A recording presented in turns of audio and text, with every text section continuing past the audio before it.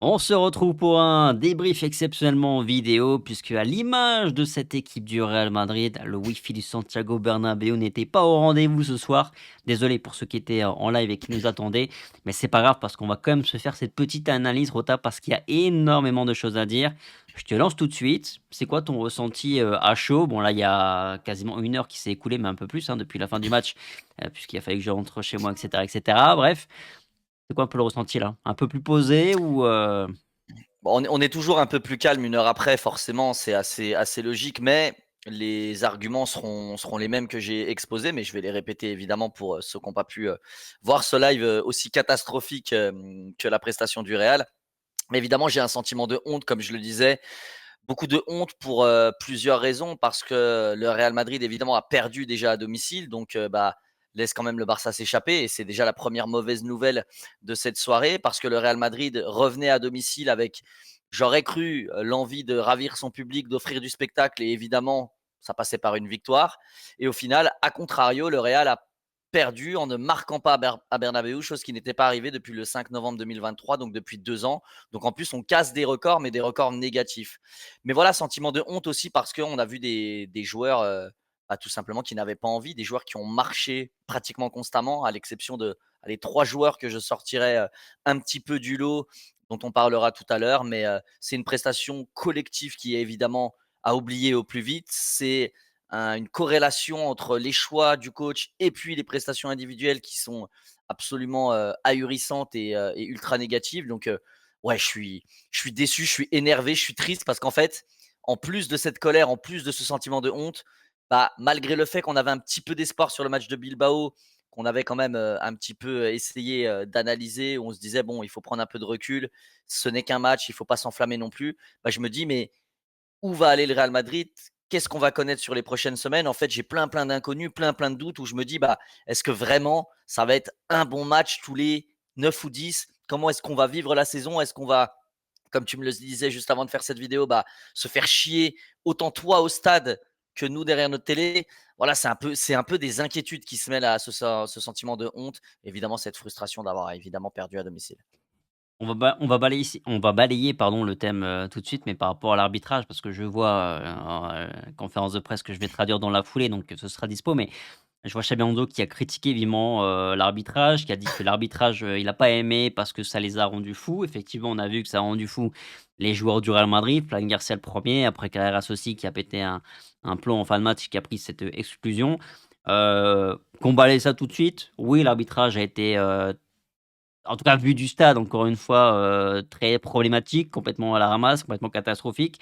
Vraiment la sensation qu'il était là pour, pour faire ce qu'il avait envie, hein, ne serait-ce que enfin, le gardien du Celta, franchement, dès la première mi-temps, le mec mettait 20-30 secondes, mais vraiment 20-30 secondes à chaque Même fois plus, hein. pour faire ses relances, et il a pris aucun carton jaune dans cette partie. À un moment donné, sur la deuxième mi-temps, sur le Bernabéu, se mettait à compter. Un, 2, 3, à chaque fois qu'il avait le ballon. Rien. Enfin bref, arbitrage catastrophique, ok, maintenant pour moi, c'est pas ça du tout qui explique la défaite. Alors, arbitrage, moi je l'ai dit hein, dans le live et je le répète même une heure plus tard, j'ai 36 ans, bientôt 37. Je n'ai jamais vu quelque chose de plus honteux et pourtant je pense qu'on s'est fait enfiler un paquet de fois dans notre vie, comme on a aussi enfilé, attention, hein, évidemment, le Real Madrid a aussi parfois, même assez régulièrement, on va dire, en Liga, des petits avantages, un peu comme les gros clubs, c'est toujours comme ça, on le sait, nous on ne se cache pas derrière ça, mais il y a aussi les autres côtés où le Real Madrid, c'est pas toujours le grand voleur, il se fait voler. Aujourd'hui, c'était le cas. Par contre, même si ça a été grotesque, notamment Carrera, je trouve que c'est incroyable. Le jaune à Xabi Alonso. Enfin, à un moment donné, c'était le Lucky Luke des cartons, tu vois. Il a pris tout le monde, il a mis. Enfin, sur l'action de Carrera, s'il lui met donc double jaune, il met jaune à Rodrigo, il met jaune à Xabi Alonso, il met jaune à Valverde et il exclut Ceballos. Donc ça fait 5 jaunes, 2 rouges. Je veux dire, à un moment donné, et tout ça sans parole, tu vois. Enfin voilà, je dis pas que les Madrilènes lui ont pas dit de mots doux, je dis qu'il n'y a pas de fumée sans feu non plus, mais voilà, je trouve que c'était trop facile et c'était catastrophique comme arbitrage. Par contre, ça n'explique absolument en rien la prestation du Real Madrid et le fait que les joueurs aient été des pires feignants que j'ai vus. Donc, évidemment que l'arbitrage, on va balayer, comme tu l'as dit, très vite, catastrophique. Par contre, ça n'explique en aucun cas la prestation du Real. Si on parle du 11 de Xabi Alonso, qu'on se focus sur le match donc, d'abord encore une fois comme je t'avais dit sur le live, mais on va revenir dessus très rapidement. Le 11 de Xabi Alonso, est-ce que pour toi il n'est pas problématique dans le sens où face à l'Athletic Club de Bilbao, bah, on a un match qui est encourageant, on a un système et cetera qui est mis en place. Effectivement, on avait évoqué de toute façon sur l'avant-match et c'est ce qui nous faisait, grandement, chier, pardon du terme, mais l'absence de Trent avait doublement des conséquences, un peu un effet domino parce que, ben, du coup Valverde tu le mets où? Et si tu mets pas Trent, bah, oui, mais c'est plus pareil sur le côté droit parce que tu as plus ce mec qui a la même capacité d'animer le couloir droit comme le faisait, Trent Alexander-Arnold. Bref, il y avait cette problématique, OK, mais je trouve qu'il a quand même bouleversé beaucoup de choses, plus que ce que à titre perso j'attendais. Ouais, en fait, le réel problème et on en avait parlé dans le débrief face à Bilbao et on avait aussi évoqué un autre point dans la preview de ce match.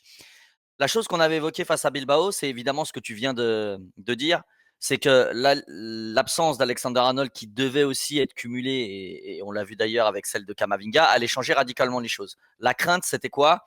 C'était, bah, je pense que la clé de ce Real Madrid, c'est cette compo-là. On a l'impression que c'est celle qui se complète le plus et donc qui est très bonne.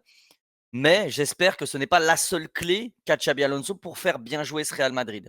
Ce qu'on avait ajouté dans la preview, en tout cas, c'était notre analyse, c'est de se dire: «Bon, on va jouer un bloc bas, on le sait, ça serait bien de jouer à 3 devant».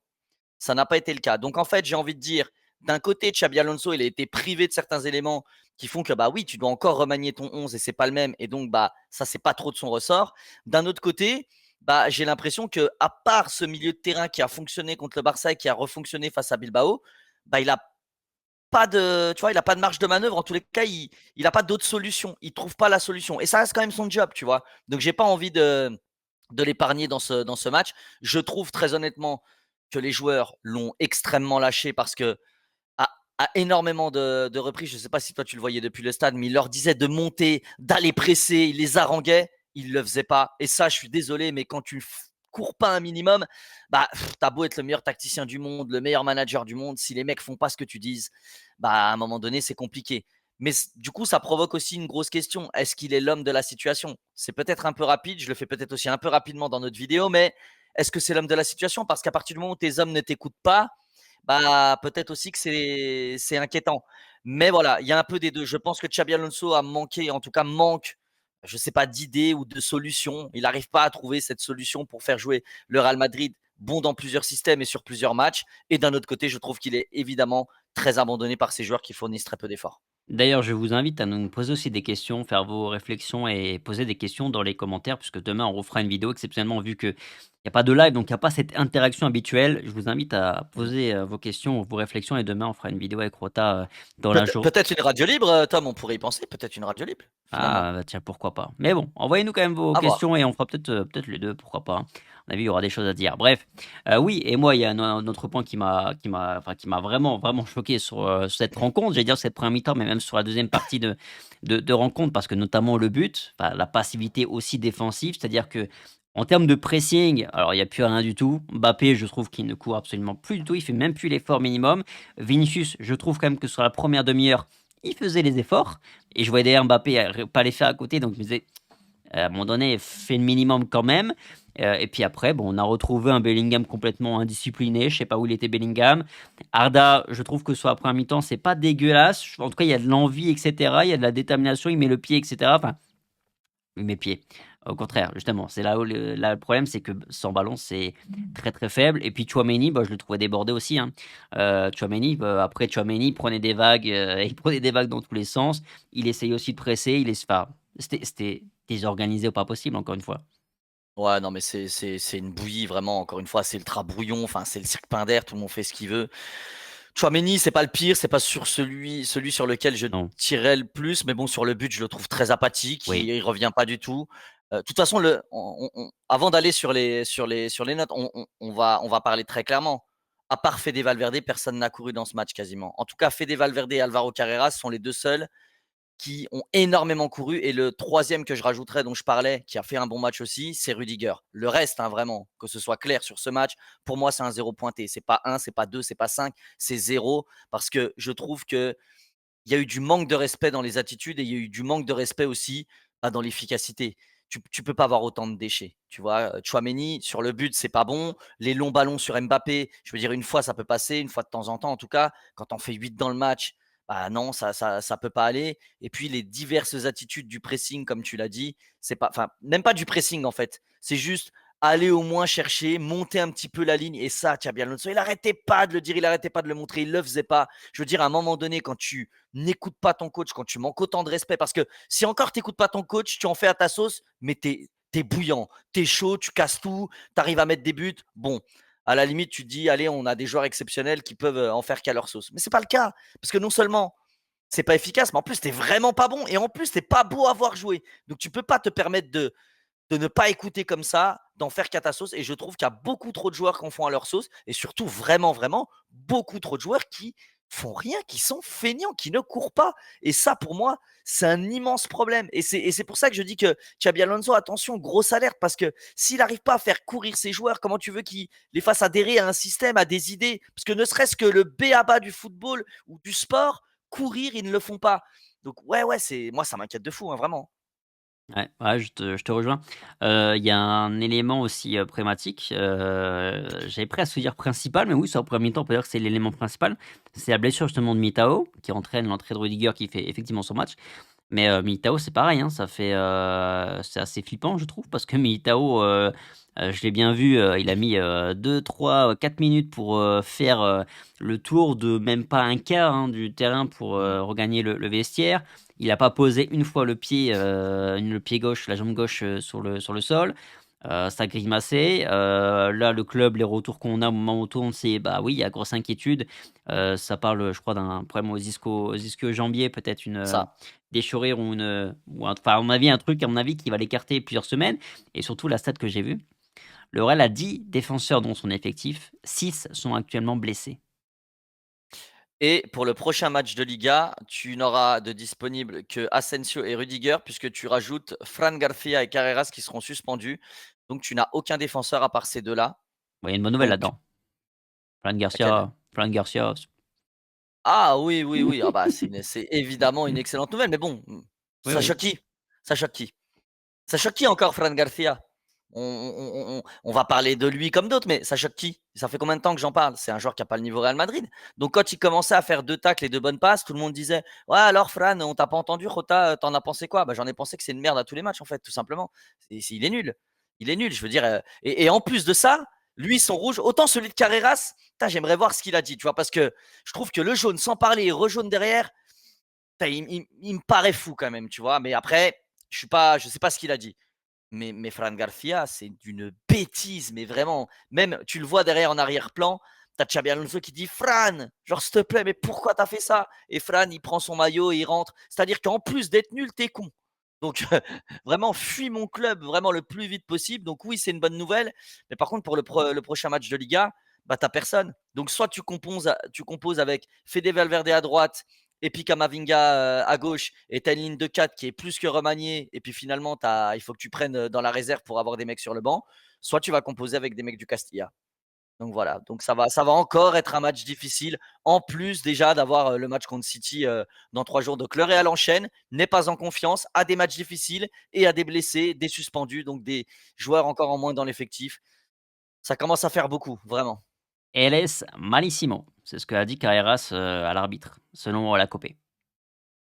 S'il a dit ça, il mérite son rouge alors. Tu dis pas ça à un arbitre, même si je peux pas les blairer, et tu le sais, Tom, je peux vraiment pas en blairer, que ce soit en amateur ou en pro, j'ai envie de m'en faire un avant la fin de ma carrière parce que je peux vraiment pas les voir. Mais si tu dis ça, en tout cas, si tu dis ça, il avait totalement raison, hein, mais si tu dis ça, tu t'exposes à avoir ton deuxième jaune. Oui. Donc si c'est réellement le cas, bah voilà, c'est mérité. Ouais, c'est dans le rapport. Je l'ai sous les yeux, c'est dans le rapport, Et du voilà. coup, et du coup, il va prendre beaucoup, tout comme Ceballos qui a eu un rouge direct qui va prendre beaucoup. Enfin voilà. Encore Fran et Carreras, si le rapport est pas trop salé, double jaune, tu peux prendre qu'un match. Ceballos va prendre aussi des matchs, donc bon, c'est pas le joueur qui compte le plus, mais ça fait aussi encore une absence en plus. Donc ouais, non, c'est là, on s'enfonce quand même dans un truc qui est vraiment, vraiment pas ouf, hein. Je précise, ça veut dire, tu es très mauvais, hein, tout simplement. Mais bon, je pense que tout le monde avait compris, mais bon, je le précise quand même. Ouais, bon, et ce qui est, paradoxal, et c'est ce que tu relevais, de la déclaration de Xabi Alonso, je sais pas si tu l'as fait en off ou sur le début de la vidéo, je sais plus, mais sur le fait que oui, effectivement, Xabi Alonso a vu la même chose que nous, c'est-à-dire que, bah, l'équipe, elle a commencé à avoir une, vraie réaction, au moment où, bah, on se retrouve à 10 contre 11. Parce que là, on a vu un Real qui a commencé à courir, un Vinicius qui a harangué un peu le public et cetera. Bon, ça n'a pas fonctionné, ça n'a pas suffi, mais oui, c'est vrai que le Real, on a vu le Real commencer à jouer au foot, commencer à avoir envie de gagner le match une fois que tu étais à 10, mais surtout une fois que tu étais mené au score, mais surtout après avoir été, à 10. Ça, c'est fou ça. Quand quand tu es un élève mid et que tu commences à réviser 2 jours avant le bac, tu peux l'avoir, hein, mais ça va être compliqué. Alors que si tu as révisé toute l'année, c'est quand même plus facile. Eh bah, c'est exactement ce qui s'est passé, tu vois? Là, le Real Madrid, il l'a dit et en plus il a précisé. Je pense qu'il a eu des mots un peu plus forts que d'habitude, mais ça reste quand même timide, tu vois? Moi, je préférais qu'il les baffe vraiment, tu vois, dans sa communication. Je préférerais ça. Je pense que si tu as un Mourinho aujourd'hui, je pense qu'il les allume. Il a dit: «À 10, on était meilleurs parce qu'on a été des hommes et qu'on a travaillé plus dur» et c'est totalement le cas. C'est ce qui s'est réellement passé. À 10, le Real était plus dangereux. J'avais encore plus confiance au Real à 10 qu'à 11, même si c'était loin d'être brillant, évidemment. Mais c'est tellement ouf de les avoir vus pas courir du tout, que quand tu les voyais un peu courir, Mmh. bah, tu vois, c'est un peu comme je le dis des fois dans les débriefs quand je te le reproche ou je le reproche aux gens, je te dis: «Ouais, mais on s'attache à un petit truc». Bah ouais, on a tellement rien, on s'attache au moindre petit truc pour se dire: «Ah ouais, putain, là, c'était mieux quand même». Mais c'est pas suffisant. C'est loin d'être suffisant. Ça courait plus, oui, mais le pressing était quand même pas bien géré. Enfin, je veux dire, tu fais rentrer Gonzalo à un moment donné, tu fais quasiment aucun centre. Il y a que Tchouaméni qui lui met un bon ballon. Le reste, il y avait pas de centre. On essaie encore de passer sur des exploits individuels ou dans l'axe. Enfin, je veux dire, les mecs, tu as l'impression qu'ils sont pas intelligents, vraiment. C'est-à-dire que tu fais rentrer des profils, ils s'entendent pas, ils se parlent pas ou j'en sais rien. Je sais même pas s'ils aiment être ensemble. Je doute en aucun cas que les mecs s'entendent pas parce que je pense qu'il y a vraiment des amitiés, mais je sais pas s'ils comprennent leur foot, quoi. Tu vois, je pense qu'on a plein d'éléments. Toi, tu as l'impression d'être sur FUT à FC 26 et tu as 8 de collectif sur 33, tu vois. C'est exactement ça. Et quand tu fais une passe, bah ouais, ton mec, il a fait le mauvais appel quand tu as déclenché avec R1. Mais c'est pareil, j'ai l'impression que c'est vraiment ça. Les mecs, ils se comprennent pas, ils parlent pas le même football. Et du coup, pour moi, le Real part de très, très, très, très loin pour faire un truc. Donc, de temps en temps, il va y avoir un bon match parce que toutes les planètes seront alignées, mais les trois quarts du temps, ça sera pourri. C'est évident. Oh, l'exemple est tellement détaillé que c'est tellement du vécu. C'est du vécu. Le Je te pét l'assure. le pétage de plomb à la manette en main. Ça Ouais. c'est vu. Tu l'as très, très bien, on t'a tous imaginé avec la manette, après cet appel. Bref, Et vous heu, m'avez pas vu jouer, hein, parce que c'est réel les énervements. Et je pense que tu me connais un peu, Tom. oui. Bon, que dire de plus sur ce match? Ou est-ce qu'on parle tout de suite des joueurs? Parce qu'effectivement, alors ce qu'on peut dire, effectivement, avant de parler des joueurs dans le vif, c'est qu'effectivement, on se retrouve à +4 sur le FC Barcelone. Mine de rien, quand on se souvient et ça rappelle quand même vraiment ce qui s'est passé l'année dernière, c'est-à-dire qu'à un Ouais. moment donné, on avait, je ne sais même plus, c'est quoi, 7 points? C'était en janvier, ouais, début janvier. 7 points d'avance, on a ces contre-performances qui s'enchaînent et puis, bah, derrière le Barça qui prend la main et qui ne lâche plus, tout simplement et là, on est dans la même, dans la même situation, hein, c'est-à-dire que le Real, il y a avant la trêve, avant le Rayo, on était avec 5 points d'avance, Classico gagné, donc on peut même dire, presque 6 points puisque tu avais le goal à virage, à ton avantage et là, bah, c'est très, très inquiétant, moi pourtant je faisais partie de ceux qui étaient confiants par rapport à la Liga. Je me disais: «Ligue des champions, j'y crois pas trop, on sera trop limité», mais par contre la Liga, je voyais quand même un Real capable d'être, régulier cette saison. Bon, bah, là, pour moi tout a volé en éclats et moi je pense aujourd'hui que, ouais, c'est fini ou pas loin. En tout cas, je pense que le Barça a mis la main dessus et moi je pense que le Barça, c'est pas le Real. Même s'ils ont eu des difficultés sur le début de saison, mais ils avaient des blessures. Là, ça revient. Ils ont du Lewandowski, mais on voit qu'ils ont du Ferran Torres aussi en backup qui a fait très, très bien le taf. Deuxième meilleur buteur de Liga. Enfin bref, ouais, je pense que pour la Liga, ça pue très, très fort aussi, hein. Bah, en fait, le Barça reste mauvais, hein. Moi, je les ai vus contre le Betis hier, ils sont capables de mener Ouais, j'ai vu le 5-1, match d'en aussi, prendre 2 mais derrière. Franchement, je vais le répéter, hein, mais les clubs de Liga en Ligue des Champions vont vraiment se faire exploser le cul, hein. Vraiment, c'est le Barça défensivement, c'est vraiment un club, c'est un club qui est vraiment mais lamentable. Cubarsí, c'est vraiment niveau Segunda, voire plus. Mais par contre, ils arrivent à avoir un Ferran Torres qui sait pas mettre un pied devant l'autre et qui est un des joueurs les plus maladroits que j'ai vu de ma vie. Mais par contre, qui lui est un buteur et qui marque autant que, enfin plus que d'autres, mais en tout cas qui s'additionne à la liste des buteurs. Il est à 11 buts en championnat. Je crois cette année, il doit être à Oui. 15 toutes compétitions confondues. C'est un mec qui a le sens du but. C'est un mec qui marque, même s'il loupe beaucoup, il marque. Tu vois. Donc le Barça n'est pas bon, mais le Barça est meilleur que nous. Ça c'est aussi un fait. Et puis comme tu l'as dit, je pense qu'avec le retour de Rafinha notamment, ouais, je pense qu'ils vont pas lâcher autant de points que nous on les lâche. De toute façon, l'an passé, c'était ça, je crois. Plus 7 début janvier, -6 ou -9 fin janvier. Enfin, on avait pris une tarte monumentale où on était passé à côté. Là, on le fait un mois avant. Et puis, il ne faut pas oublier que Villarreal a un match en moins. Si Villarreal gagne son match en moins, il passe à +2. On est troisième du classement. Tu Et vois. oui, et l'Atlético a perdu ce week-end en plus. Et l'Atlético Heureusement. perd. Heureusement, parce que sinon, l'Atlético, c'était 34. Villarreal, 35 avec un match en moins. Et le Real, 36. Donc, tu n'aurais eu que 2 points d'avance sur l'Atlético, un sur Villarreal avec un match en moins. Et Villarreal, ça enchaîne beaucoup. Donc, tu es potentiellement troisième et tu as quand même un petit peu de marge. Tu as 5 points sur l'Atlético. Mais attention, dans les 4, on y sera, ça c'est sûr. Mais tu peux faire une saison historiquement sacrément dégueulasse.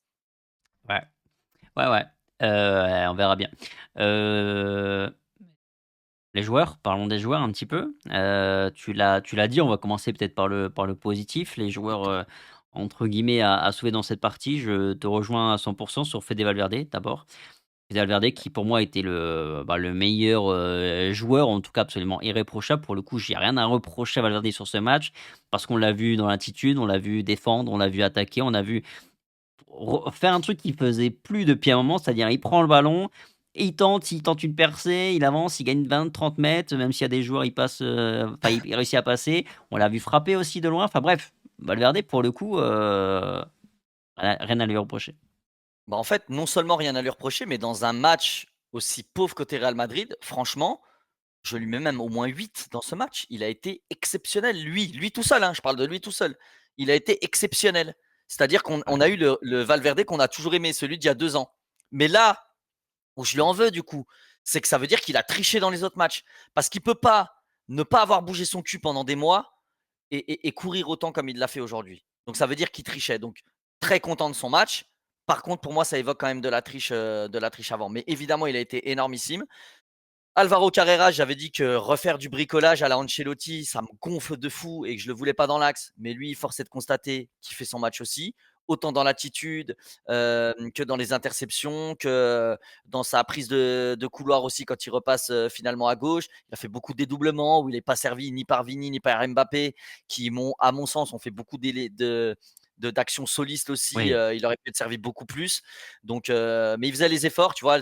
Et en plus de ça, il y a 2 actions où il est en train de centrer et après c'est lui qui vient défendre totalement de l'autre côté à droite. Si tout le monde courait comme Valverde et Carreras aujourd'hui, non seulement on gagnait le match, mais même en jouant mal, on leur en mettait 4 ou 5.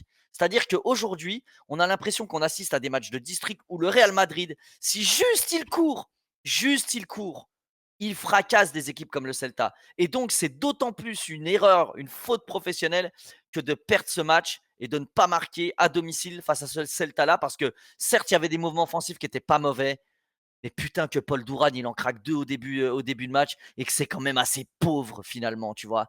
Donc, c'était loin d'être une équipe inaccessible. On était loin d'affronter un adversaire exceptionnel, mais c'est nous qui nous abordons tout seuls.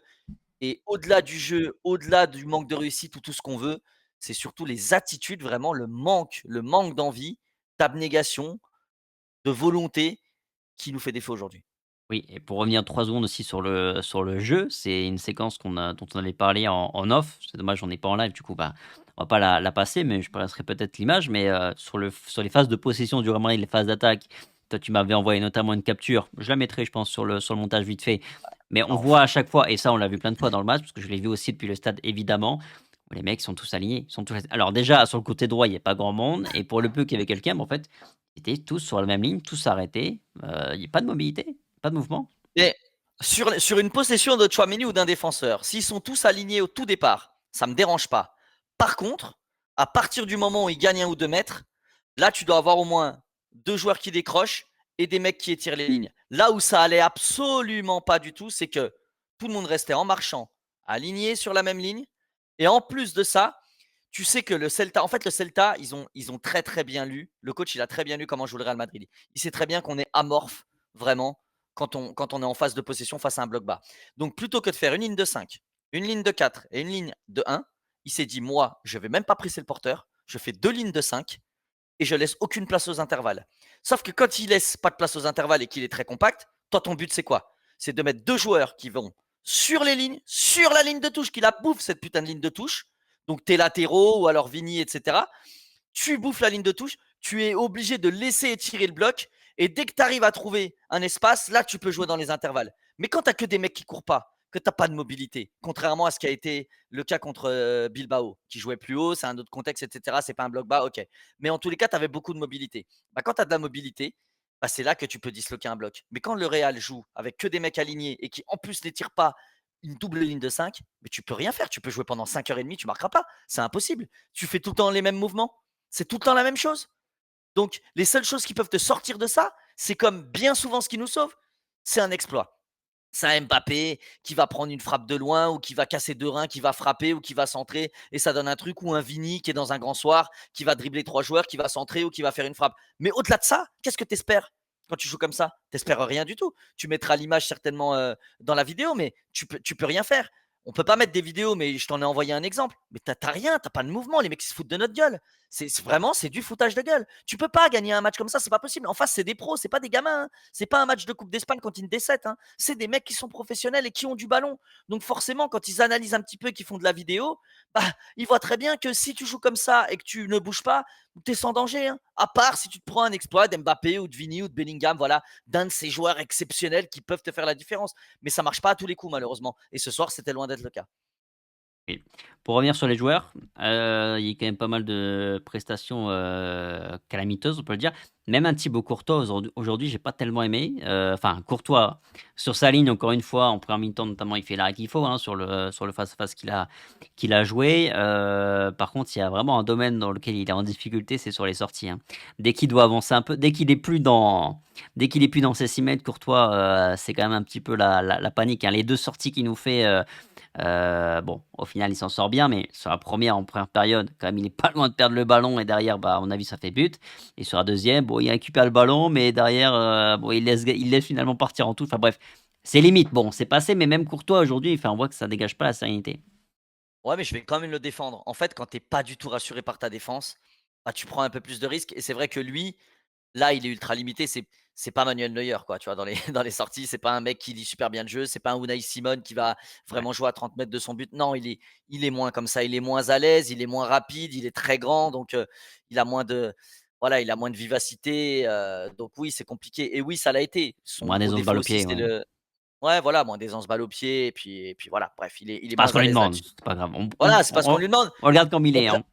voilà, non, mais on préférait qu'il soit meilleur dans cet aspect, mais tu peux pas être le prototype parfait non plus. Non. Donc, je lui en veux pas trop, mais c'est vrai que oui, il m'a fait peur une ou deux fois. Après, ça n'a pas eu de conséquences pour le coup. Mais oui, c'est aussi symptomatique quand ton joueur le plus sûr bah, doute aussi un peu, c'est vraiment que ton équipe, elle est pas bien. Mais vraiment, hein, moi, pour le coup, Thibaut Courtois, c'est à lui que je donnerais je l'ai déjà dit, hein, mais c'est à lui que je donnerais le brassard aujourd'hui. On sait comment ça se passe au Real, c'est l'ancienneté, mais c'est vraiment à lui que je donnerais le brassard parce que c'est le seul quand même qui ouvre sa gueule, c'est le seul qui les harangue un peu, qui les recrie dessus, qui doit, à mon avis, leur mettre 2 3 chasses. Et je pense qu'on a besoin de ça. Et tu vois, il y a 2 trucs symptomatiques qui me font penser qu'en plus, quand on est dans ces moments-là, il n'y a pas du tout de leader. C'est que quand il y a un moment, je sais plus, c'est sur le jaune de Bellingham. Bellingham, il prend un jaune alors qu'il se fait péter l'arcade. Ça, c'est quand même lunaire aussi.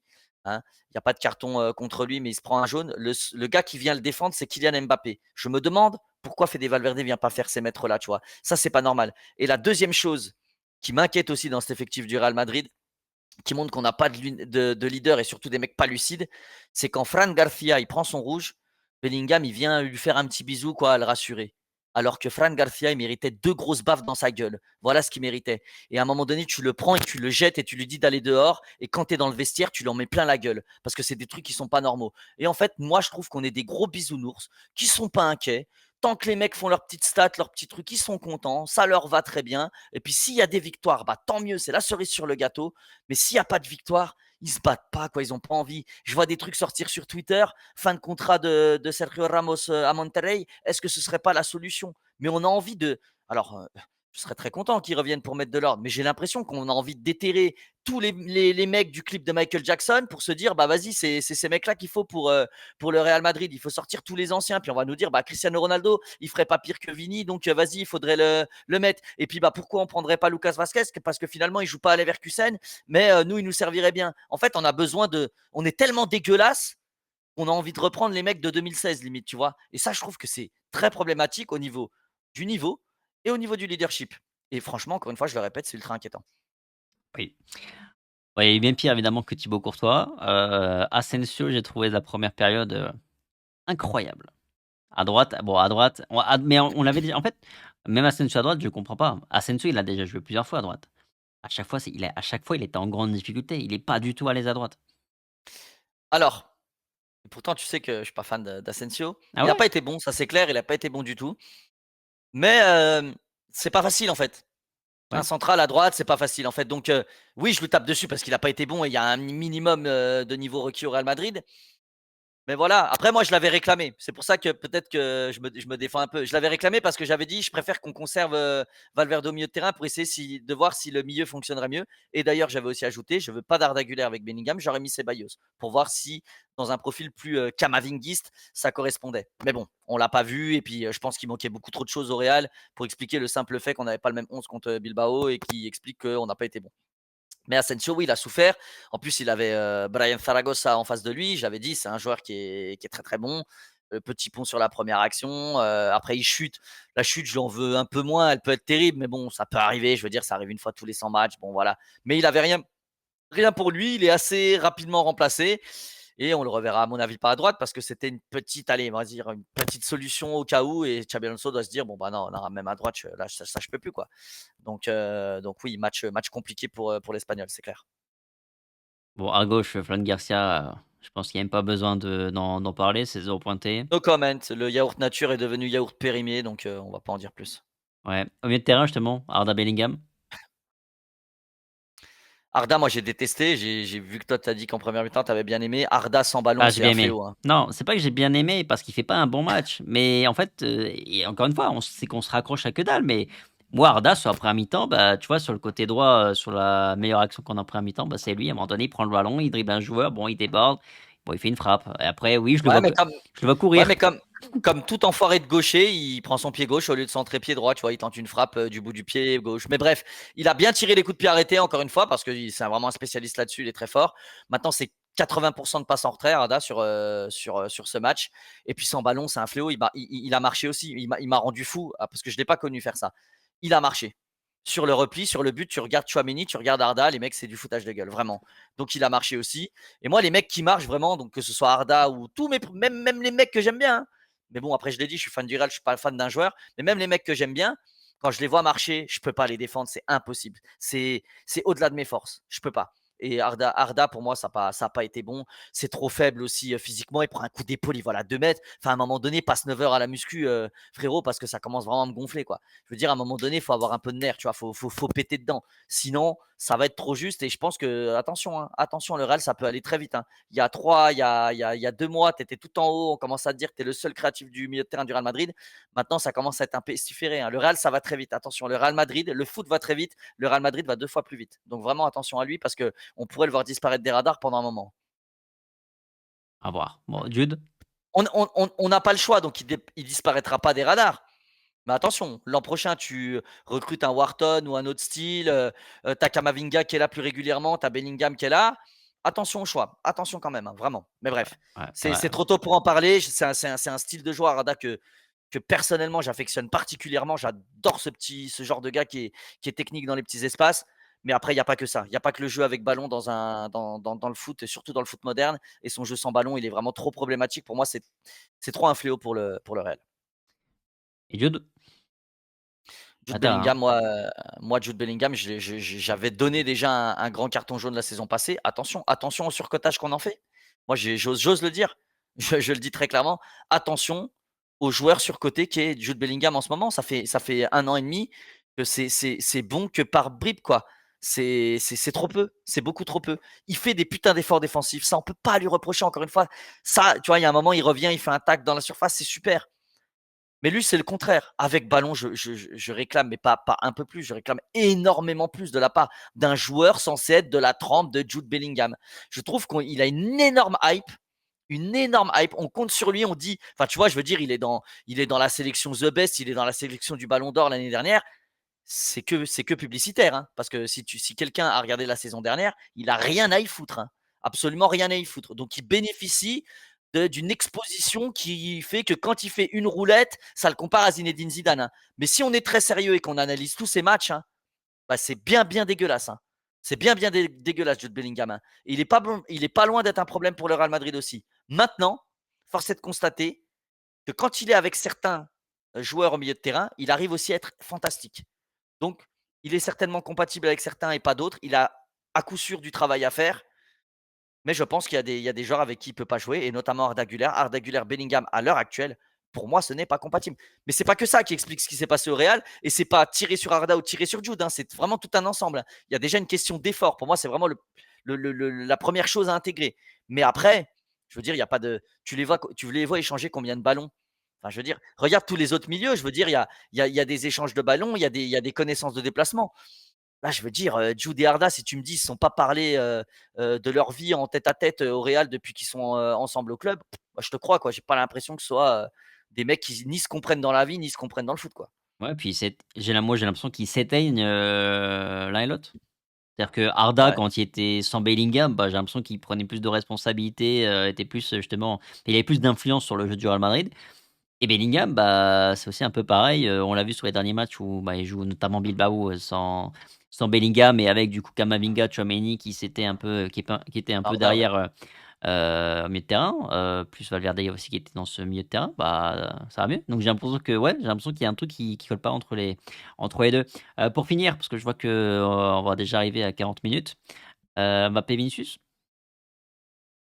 Bah, très mauvais match de la part des deux. Pour moi, Vini, à part les efforts défensifs dont tu parles, les 30 premières minutes, pour moi, son match est absolument catastrophique. Il tentait tête baissée d'aller sur le côté gauche quand il y avait personne dans l'axe. Donc, même s'il passait, je me demandais ce que ça allait faire. Toutes ses frappes sont manquées. Et surtout, je l'ai expliqué tout à l'heure, en fait, lui et Mbappé, moi, je pensais qu'à un moment donné, ils avaient une écharpe et qu'ils étaient, tu vois, ils avaient pris un gage de la télé-réalité, là, des anges de la télé-réalité, où ils devaient passer 24 heures ensemble. Ils étaient les deux, mais à 1 mètre d'intervalle. Mais à quoi ça servait? Moi, je comprends pas. Quand ils font ça, les deux, bah, en fait, ce qui me rend fou, c'est que quand ils sont comme ils font à Bilbao, je me dis, putain, les mecs, si vous êtes la putain de clé de ce Real, quand vous deux, vous êtes comme ça fait rayonner les autres. Et en plus, vous, putain, c'est un alivio, tu vois, c'est un soulagement. Vous êtes vraiment bon. Mais quand ils ont décidé de ne pas faire d'efforts et de ne pas jouer ensemble et puis de se coller, mais je me dis, mais qu'est-ce qu'ils ont dans le crâne, quoi, vraiment. Vini, on doit lui expliquer que quand tu as une double ligne de 5, comme je disais tout à l'heure, va coller la ligne, va donner de l'air. Et puis Kylian Mbappé, il est retombé dans ses gros travers. Moi, il m'a rendu absolument dingue, mais vraiment absolument dingue. Il voulait tous les ballons. Il y a une action à la 20 ou 30e minute. Il va descendre sur le côté droit, juste devant Asensio. Il prend la balle. Il fait un passement de jambes. Il dribble. Il donne la balle. Ça va jusqu'à la gauche. Il va là-bas. Il est derrière Vinicius la balle comme ça. Je me suis dit, mais il est malade, c'est un malade mental. Je me suis dit vraiment, il est zinzin, ce mec. Il est complètement zinzin. Qu'est-ce qu'il fait? Pourquoi? Il veut tous les ballons. Tous, absolument tous. Quand il est comme ça, je le dis, je le répète, hein, tant qu'il est comme ça, c'est les jours où il est comme ça, il est l'un des problèmes majeurs du Real Madrid. Et tu sais pourquoi il est l'un des problèmes majeurs? C'est pas tant que c'est lui le problème numéro un, c'est qu'il a tellement de talent, c'est tellement un monstre on a besoin de l'avoir, pas dans cette philosophie-là, on a besoin de l'avoir dans ce qu'il sait faire, la prise de profondeur, casser des reins quand il le peut, occuper l'espace droit ou l'espace gauche. Et en fait, il est tellement vital que quand il veut trop en faire, il dessert non seulement le collectif, mais il se dessert lui-même. Et pour moi, c'est en ça que c'est une clé. C'est pas tant qu'il bouge partout et c'est une clé qui est négative. C'est il bouge partout, il fait des choses qui le rendent négatif lui et négatif les autres. Et Kylian Mbappé, si vraiment il est comme contre Bilbao dans tous les matchs du Real Madrid, franchement, pour moi, le Real a un tout autre visage et je me dis, OK, là, on peut taper tout le monde. C'est à ce point-là, c'est-à-dire que je me dis, quand ils font pas d'efforts, les mecs, et qu'ils sont comme ça, et que Kylian veut tous ses ballons, que Vigny n'est pas au niveau, et que les autres Golemont, ils veulent pas courir, bah, le Real, il est capable de perdre contre tout le monde. Par contre, quand tout le puzzle, il est mis en place, eh ben, je suis pas sûr qu'en Europe, on se fasse taper par tout le monde. C'est dire le delta K. Donc d'un côté, il y a une immense inquiétude parce que je me dis: «Bah, en fait, les mecs, ils choisissent leur match et puis ils courent jamais» et d'un autre côté, je me dis: «Putain, si jamais ils comprennent, si jamais il y a cette bascule-là, on peut avoir un Real Madrid qui peut nous faire vibrer sur la seconde partie de saison». Ouais. Moi, il y a un truc aussi qui me saoule avec Vinicius, c'est qu'il a cette incapacité, mais il est vraiment incapable de jouer les ballons en une touche. C'est-à-dire que et on le voit particulièrement sur les derniers matchs, je trouve, où il a des situations où il reçoit un ballon dans une bonne zone. Mais il faut toujours qu'il y ait ce contrôle, la touche supplémentaire. Alors que parfois, il peut enchaîner en une touche parce qu'il est déjà dans une très bonne position. Mais on dirait qu'il sait pas faire. Alors après, on se souvient aussi, de d'où il vient, Vinicius, hein. Vinicius, quand il arrive au Real Madrid, les 2-3 premières saisons, le mec savait pas tirer, il savait pas cadrer une frappe. Il s'est beaucoup amélioré dans la finition et donc je pense que ça le travail qui a été fait, bah, c'est pas sur du jeu en première intention, une frappe, de la finition première intention, mais plutôt sur, des choses un peu plus, «safe» entre guillemets. Mais encore aujourd'hui, à un moment donné, il y a je crois que c'est Mbappé qui met un très bon ballon dans la surface. Il peut enchaîner, il enchaîne pas et derrière il fait le contrôle, puis derrière il perd le ballon, puis bah, après ça lui reste dans les pieds. Enfin bref, c'est ça qui me frustre un peu aussi avec Vinicius, mais sinon je te Bah, rejoins les deux pas bons. il y a du doute, je pense. Ça fait pas 10 matchs qu'il a pas marqué Vinicius ou je me trompe? Si, je crois qu'il a 10 ouais. Pour un 30 pour Rodrigo, 10 pour Vinicius.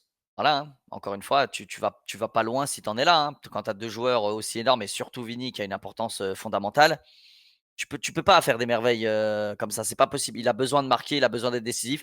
Après quand il rentre dans des périodes de doute, bah, il est comme tout joueur, hein, forcément c'est bah, le doute, t'amène des doutes et t'amène de l'incertitude et te rend moins sûr et te rend moins efficace. C'est comme ça. Voilà, j'espère qu'il arrivera à inverser la tendance parce que on a autant besoin de lui que de Kylian, que d'autres, hein, mais c'est sûr que là, la période, elle est très compliquée. J'ai l'impression que Vinicius, il a évidemment depuis quelques mois maintenant, hein, a beaucoup moins d'importance dans cet effectif et c'est dramatique. Ce serait quoi le mot de la fin?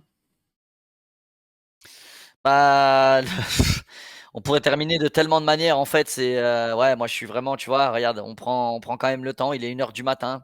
Je me lève dans 6 heures pour aller en rendez-vous et je me dis, putain, qu'est-ce qu'ils me font chier quand même, hein, parce qu'on donne notre vie pour eux, en tout cas notre énergie et nos émotions et ils nous le rendent pas quand ils font un match comme ils ont fait aujourd'hui, pour moi, c'est trop problématique. Donc je le dis, en fait, je vais essayer de me nourrir d'espoir en me disant: «Bah, quand le puzzle il est vraiment, bien fait comme on l'a vu contre Bilbao, je me dis qu'il y a vraiment de l'espoir et j'espère qu'ils feront cette bascule en se disant: «Allez, on écoute le coach, on fait vraiment les efforts à 200 on se prend en main parce que les gars, ensemble, on sera vraiment plus forts» et là, OK, ça me nourrira d'espoir et je serai content. Et puis d'un autre côté, j'ai cette inquiétude en moi qui me dit que franchement, j'ai l'impression qu'on va souffrir pendant 5 6 ans parce que je vois pas comment le Real peut s'en sortir avec u une attitude et une mentalité pareille. Vu toutes les blessures qui s'enchaînent et les joueurs qui sont déjà blessés et qui reviendront pas avant au moins quelques semaines, bah, le puzzle c'est pas demain qui sera au complet et on a Manchester City qui arrive, dans 2 jours puisqu'on est déjà lundi au moment où on tourne, voilà. Donc Mmh. bon, ça va aller très vite. Bref, on va bien voir ce qu'on va faire. En tout cas, posez-nous vos questions, faites-nous vos réflexions. On verra bien demain, comment est-ce qu'on s'organise pour, sans doute faire une petite vidéo où on répond à vos questions, exceptionnellement et puis, on verra bien. Peut-être, libre antenne aussi, lundi soir, pourquoi pas. On va bien voir comment on peut, s'organiser. Sur ce, merci beaucoup, passez une bonne soirée, bonne nuit, prenez soin de vous et on se dit à très vite sur la France 12h30 notamment pour la revue de presse. Ciao. Ciao.